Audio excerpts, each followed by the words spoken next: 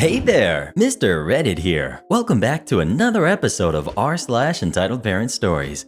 Our first story we'll be reading today. Crazy Karen tries to get behind the cash register. After that, Karen made my summer's heck for 3 years. After that, Karen shouts at me for having a seizure in work. After that, entitled mom screams her head off, mistaking me for being an employee.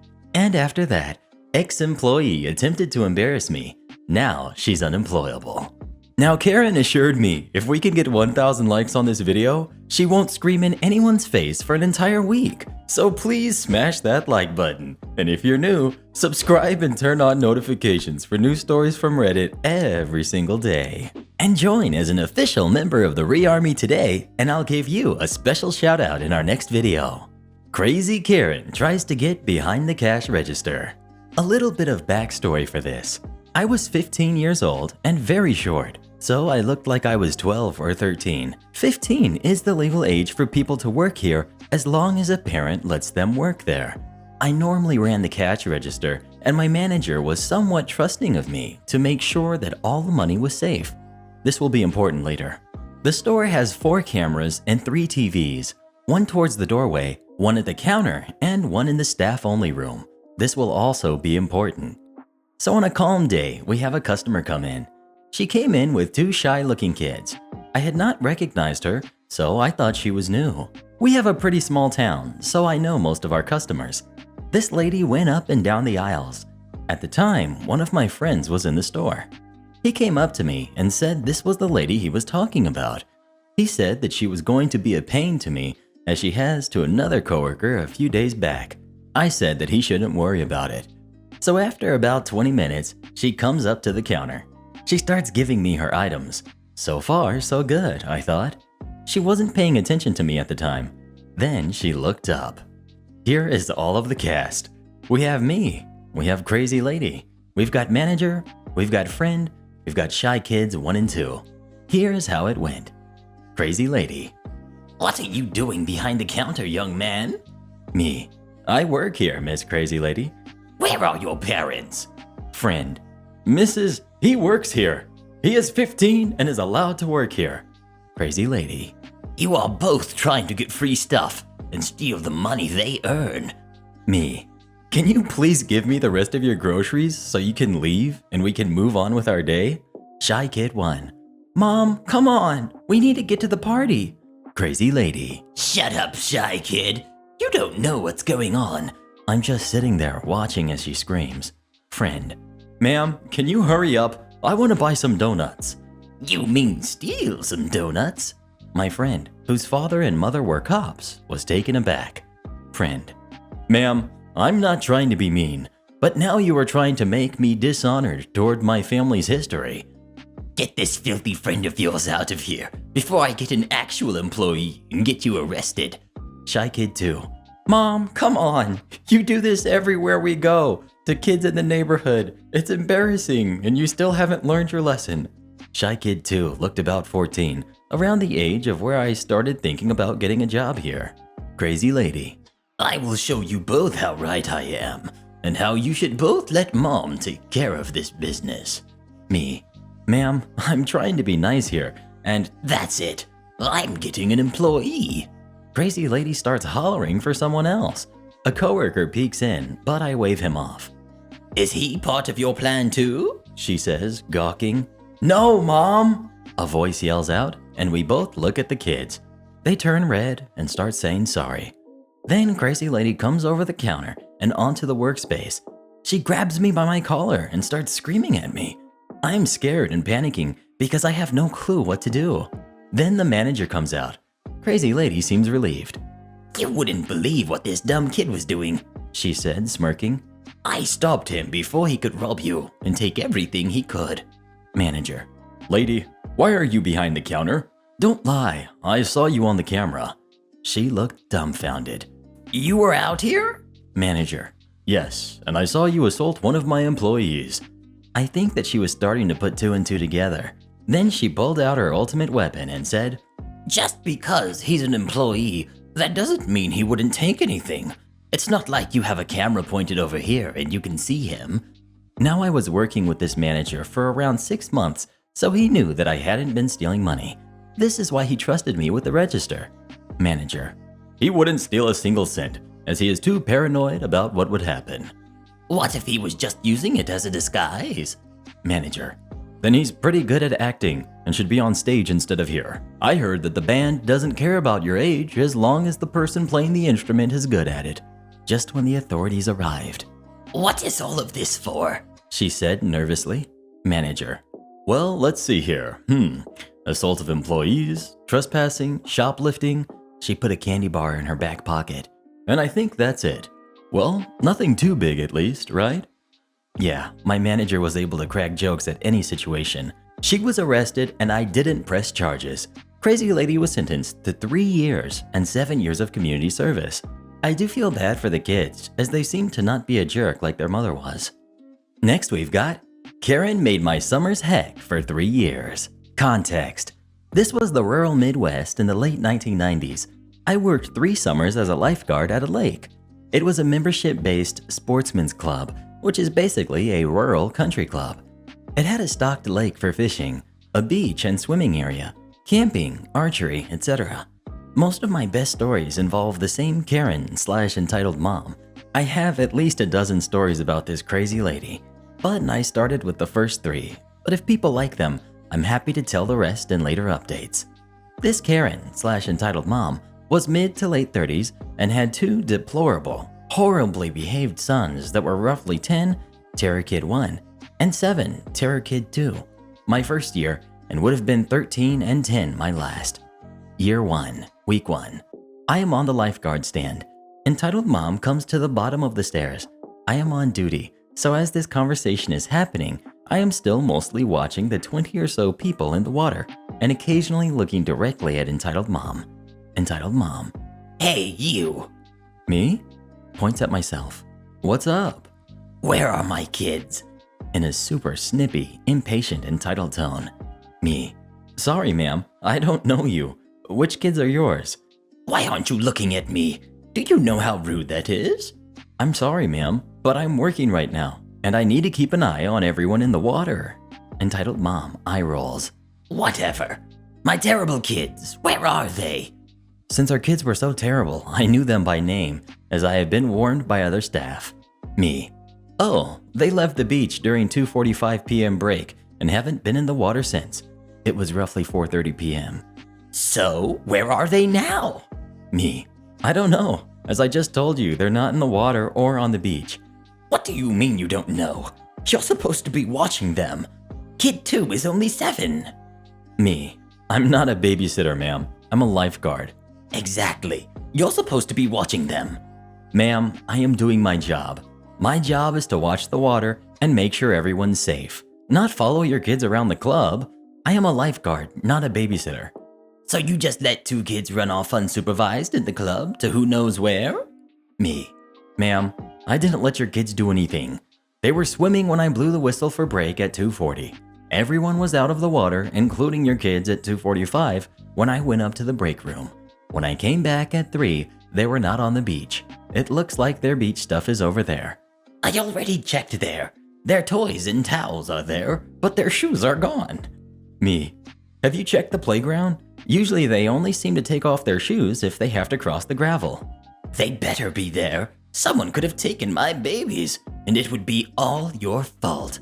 Me, thinking to myself, those kids are jerks. No one in the right mind would want them. Luckily, I knew better than to say that out loud and went with, I'm sure it's going to be okay, ma'am. Go look over there, and if they're not there, I'll blow the whistle and get everyone out of the water and we'll all go look for them. Entitled mom leaves. About 10 minutes later, she returns with them in tow. They presumably were at the playground. She gathered up their stuff, and I blow the whistle. It's time for 4:45 break. I end up walking up the stairs towards the clubhouse right behind them, and she stops at the top of the stairs to yell at me. You were lucky this time, but you need to keep better track of the kids if you want to keep working here. Incident 2. Year 1, Month 2. Kid 1 went fishing that morning, and when the beach reopened after lunch break, Kid 1 found himself in possession of fish guts that he then brought to the beach and started throwing them at girls laying on the beach. Kid 1 is now maniacally throwing fish guts at them while laughing and yelling, "It's raining," as the girls are screaming and trying to run away. Me. Kid 1, what are you doing? Stop that, that's disgusting. Kid 1 throws fish guts at me while continuing to laugh. Shut up. I don't have to listen to you. Stop it right now, or I'm going to ban you for the rest of your life. Banning from the swimming area is the standard punishment for unruly conduct, but it usually only lasted for an hour or an afternoon. Kid 1 stops in shock, with his last hand full of fish guts in his hand, ready to be launched in my direction. You can't do that. No one gets banned forever. Me. Push your luck and let's find out. Me and Kid 1 have a stare down. Kid 1 drops the fish guts. Me. Now pick them up and put them in the trash. Or what? Well, you're already banned for the rest of the day today, but if you don't throw them away, I will ban you for the rest of the week. I wasn't even planning on swimming today anyways. I didn't even bring my trunks. Me. Fine. You're banned today and tomorrow. Now pick those up, or I'm going to add Saturday. That's not fair. I don't care. You can't throw fish guts at girls or at lifeguards. You're 10. You know better. Kid 1 continues whining, but actually complied and picked up and tossed all the fish parts before leaving the beach. On the next break, I tracked down the front desk admin that was the lifeguard manager to tell her the story, making sure to mention that one of the girls was the club president's daughter and that Kid 1 had talked back to me. The lifeguard sometimes had a hard time getting her to stand up for us, but she hated backtalk, and the president's daughter thing helped, so she assured me that my 2-day ban would stick. As anticipated, Entitled Mom later gave the desk admin an earful. I wasn't there for it, but based on the admin's retelling, the gist was some combo of boys acting crazy and how dare the beach force her to spend the next day with her son and instead of dropping him off at the beach because she had appointments. Year 1, roughly month 2. Context. About 40 feet into the swimming area from the beach, there was a rope that demarcated the shallow area. There was about 4.5 to 5 feet of water at the rope, and the shelf of the lake dropped off steeply about 10 feet past the rope, and the deep of the swimming area went up to like 60 to 75 feet. To go past the shallow end rope, kids had to pass a swim test for safety. Situation. It is after last swim. I am on closing, and I am dragging up the boards and floats to the shed. Entitled Mom. Hey, OP. Me. Hi, Miss Entitled Mom. How are you? Terrible. And it's all your fault. Me. What? What happened? You're discriminating against my little angel. I'm sorry, Miss Entitled Mom. I have no idea what you're talking about. I haven't seen your kid all day. Of course you didn't see him. After you were so mean to him and embarrassed him, he doesn't even want to show his face around here, and he's been hiding at the campsite all afternoon. Me. I'm sorry your kid is having a rough day, but I don't have any idea why you're mad at me. I haven't even seen him. Yes, you did. You failed him at the swim test, even though he swam the full distance. But you told him you were failing him anyways because he's a bad kid, and it's his punishment for throwing fish. And I demand you apologize and pass him immediately. Me. Miss Entitled Mom, were you there when this allegedly happened? Or is this just what your kid told you? Are you calling my son a liar? He's a good kid and would never lie to his mummy. Me. Miss Entitled Mom, please don't put words in my mouth. All I know is that I did not do swim tests this morning. I worked the 12 to 8 shift, and as you may know, we do swim tests between 9 to 11, so I wasn't even here. But if you can hang on while I finish locking up this equipment, I can check the schedule and see who did swim tests this morning. Entitled Mom. I don't have time for this. Just go write down that Kid 1 passed and get him his wristband so he can go out to the rafts in the deep end with his friends. Me. Again, I'm sorry, but I can't do that. Unless one of the staff administers a swim test and he passes, we can't get him a wristband. It's for his own safety, but I'm happy to look into what happened this morning and get back to you. Entitled Mom. Eye roll stomps off. I went off and found the lifeguard who did swim tests this morning, and what a shocker. Entitled Kid had failed miserably. He didn't even make it a third of the required distance and only made it 20 seconds into the tread test, 90 seconds treading water without touching.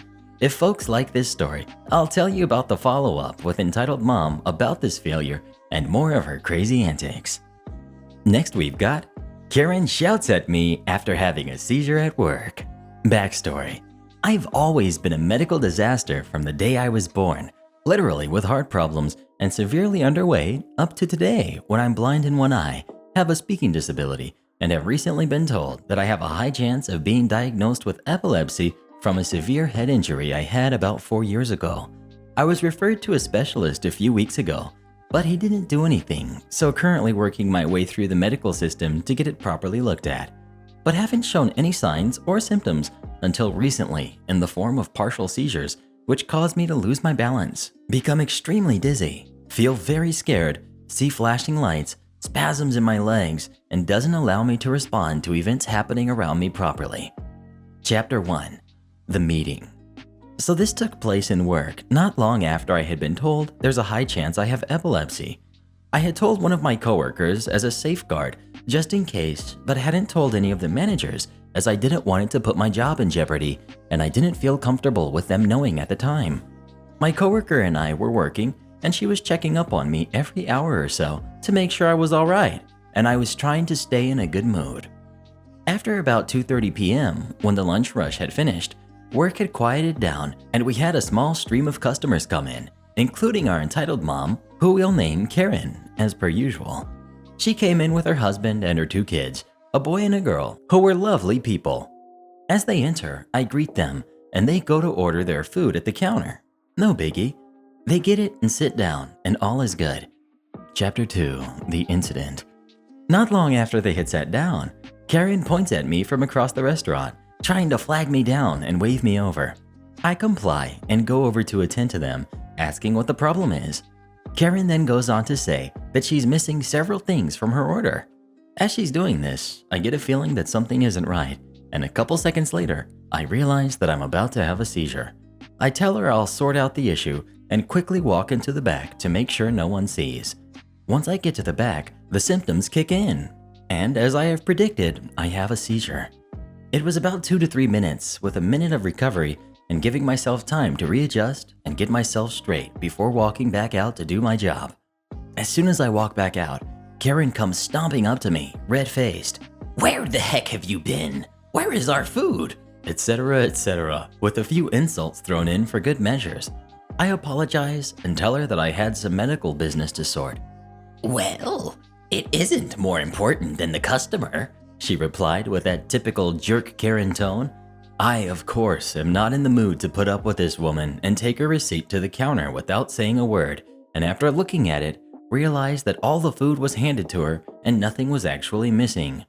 I walk back over and explain that nothing was missing, but she cuts in.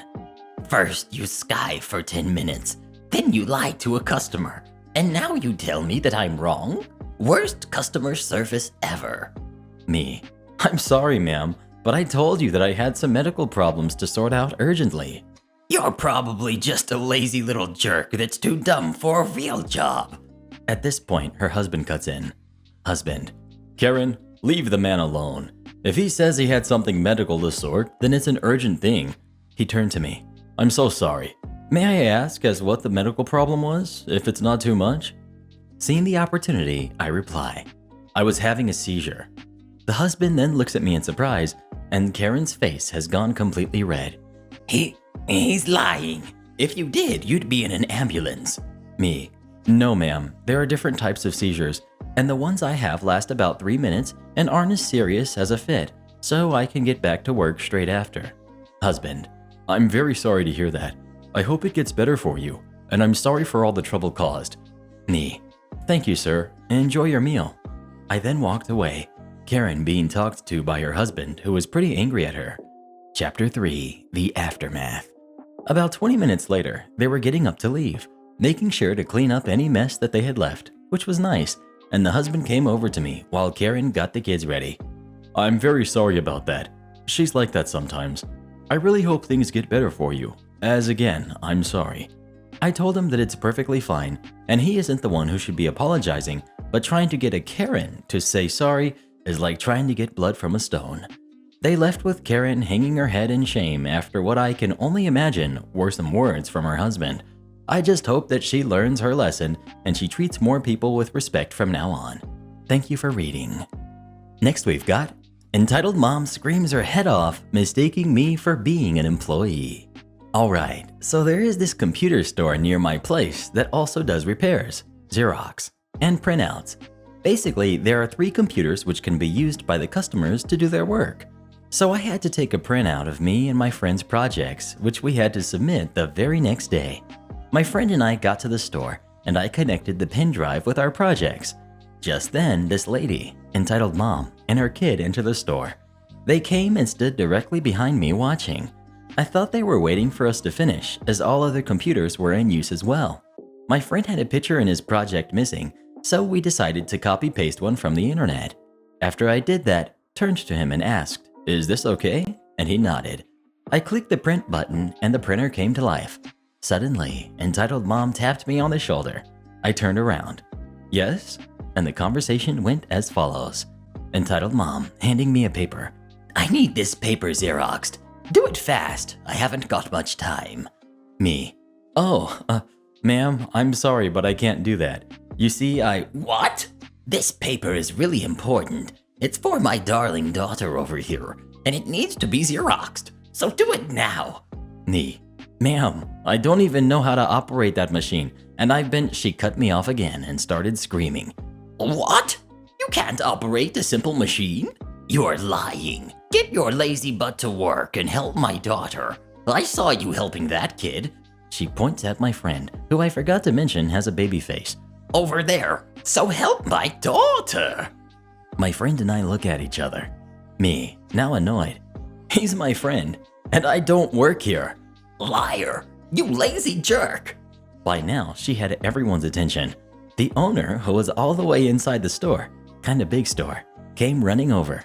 Owner. I'm the owner. How can I help you, ma'am? Well, you could start by firing this lazy employee. Disgusting. Owner. Ma'am, with all due respect, he really doesn't work here. He's just a customer. Entitled Mom's face changed. It was amazing to watch. What happened next was even more amazing. Well, I didn't know. You should dress better, young man. The store doesn't have a specific uniform. What?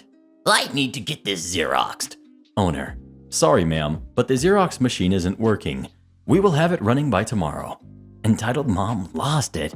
She screamed and screeched and then hit the Xerox machine and threw a few boxes with computer tech in them. The owner kicked her out, but not before calling the cops and making her pay for all the damage. She's been banned from the store as well. These people, I swear. Next we've got ex-employee attempted to embarrass me. She's now unemployable. A few months ago, we let go of an employee that was just completely horrible at her job. We'll call her Sarah. After a couple months at my place of employment, Sarah just couldn't get the hang of the job.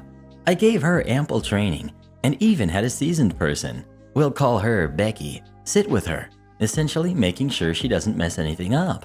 We finally got to the point where it's sink or swim time and she sank. Months go by without hearing from her and all is well. Until last week when I had to pick up my brother. My brother is on methadone and he goes to the clinic once a month to pick up his medicine. No big deal. I bring him down all the time. I sit outside and wait. He does his business and we go. I come into work that same day and Becky pulls me aside.